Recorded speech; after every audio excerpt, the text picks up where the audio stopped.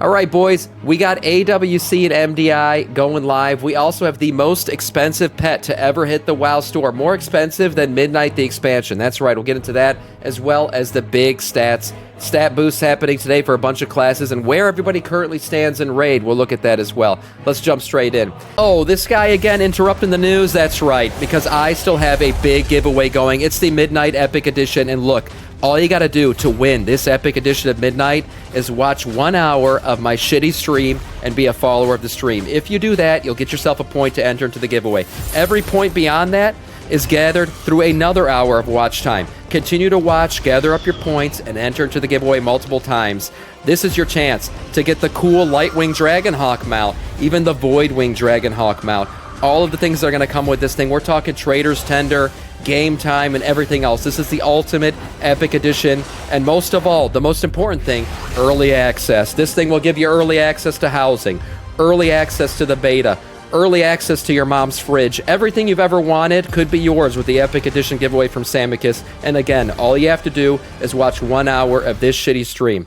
So experience the Midnight first. We got some notes here from Blizzard. As I said, this will be the best expansion ever. The hype is real, and Turtle WoW people are criminals. Besides that, guys, get in here. It ends on September 19th. Get it while you can. AWC and MDI, as I said before, going live. The tournament's starting trials will begin on October 1st, and clashes will begin for Arena on October 3rd. So exciting for those of you guys who like to compete in this stuff. I won't be signing up because, as I said before, a man of the people.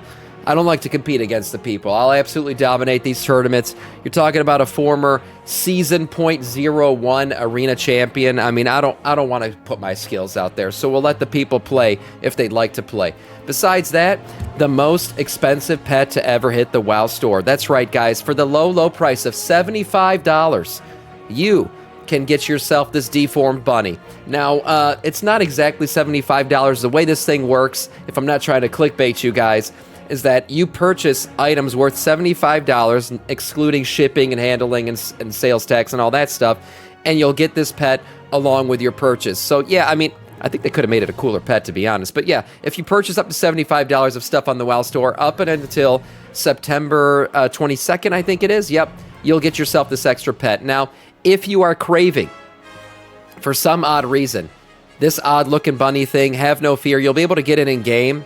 You actually get one of these through Legion Remix. That's right, via the High Mountain achievement. If you complete that, you will get this fell version of the same bunny, which honestly to me looks cooler than the other one. So these two pets will be available if you want to go ahead and spend $75 on the WoW store. These new Funko Pops are out, and yes, the Xaloteth Funko Pop does have feet.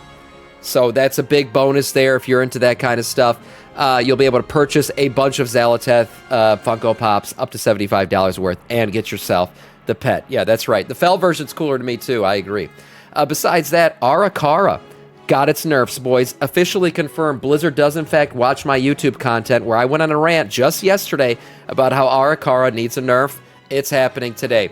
So a bunch of nerfs to trash mobs and everything else. This should stop all the wiping that's happening on that first initial pull, which when we reviewed the heat map yesterday, we saw that is where all the deaths are happening.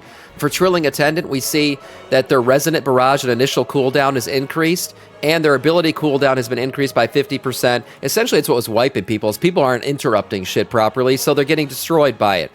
Periodic damage also reduced by 12.5%. This one's also big. The Venomous Spit from your Engorged Crawler, that's an interesting word to say, is increased by 40%. The cooldown for it is increased by 40%, so those won't happen as much. Avanox, we see Starved Crawler health reduced by 20%, and then Gossamer Onslaught, periodic damage reduced by 17%, and then Anub Zek addressed an issue where the Eye of the Swarm, where the rim visual is larger than the actual safe zone. So you thought you were standing in the safe zone and you weren't actually standing in it. Halls of Atonement also sees some reductions here. Nice stuff for that. So overall, some nice reductions on Arakara. Hopefully we'll bring it up to where it actually should be. I just lately returned to WoW, and I like it, except of how they did Evokers dirty. No glyph for them. No Order Hall and Legion content. Yeah, I mean, look, Scaly boys, they are what they are. You know, they don't get to do a lot of content from the throwback days. But we'll see how their numbers balance out here. They are getting a buff. So speaking of buffs and class changes and everything else, there's a little bit more class tuning happening today, and it might be a huge one. Beast Mastery Hunter. This one wasn't part of the list that we reviewed just yesterday for all the other classes getting buffed today, but Beast Mastery Hunter, Dark Ranger, we see the Bell Tolls damage is being increased by 8%, and Phantom Pain damage share increased by 80%, up to 80%, was 30%. Here, this one's 8, was 6. So how does that affect things? I'm going to let you guys know here in a second, but we can now look at the DPS charts for the closure of Week 4 of the Amana Forged Omega Raid, see where everybody currently stands, and it's looking pretty good for people. Let me see, where'd I lose it? Here it is. So right now, where everyone currently stands, we can see that Arcane Mage is taking the top slot. So overall, we're looking at Heroic Raid here. This is the parses, excluding all of the random boss stuff that really pumps up some classes and nerfs some others.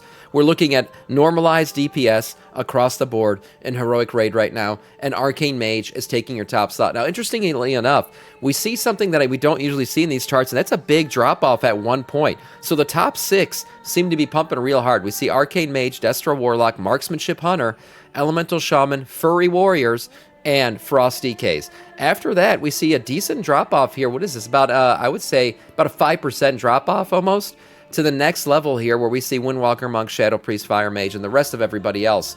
Looking here from the bottom, we see our bottom boys, Beast Mastery Hunter, Frost Mage, Arms Warrior, Balance Druid, Outlaw Rogue. Now, I will say for Beast Mastery Hunter, I'm going to move my little screen here.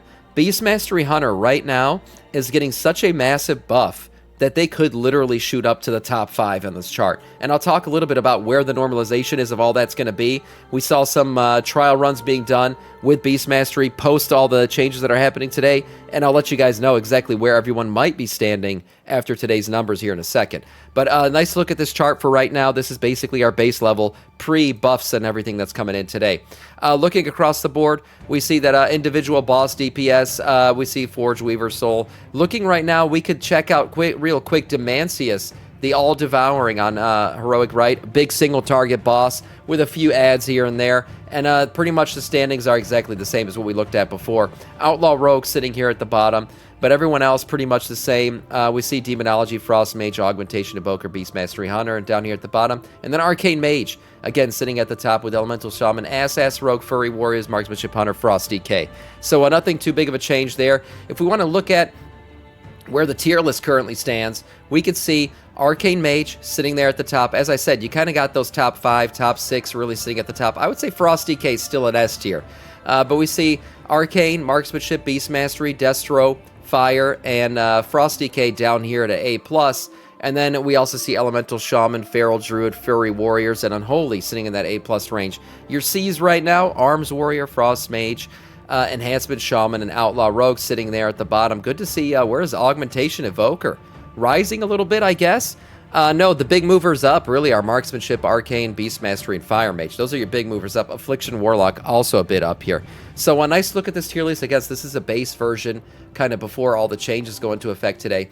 But right now, as we sim out the big changes that are coming in, we're looking at a couple classes here that are getting a lot of love, but one in particular is getting a ton of love. So we see Blood DK right now, Deathbringer Blood DK should be getting a 3.3% buff on single target, while Blood DK Sandland is going to get a 3.1% buff. Balanced Druid, 4.7% on single target. Augmentation, 3.5%. Devastation, 3.5%.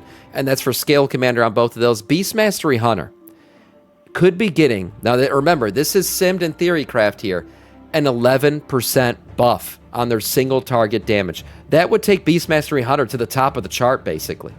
That would pretty much take them to the top of the chart. They would be going basically from a bottom 5 to a top 5 DPSer. So we'll see where this actually ends up standing after things are simmed for about a week. But as of right now, with the theory crafting, Beast Mastery Hunter is getting a massive buff today. The Disciplined Priest, a 3% buff. Holy Priest, 4%.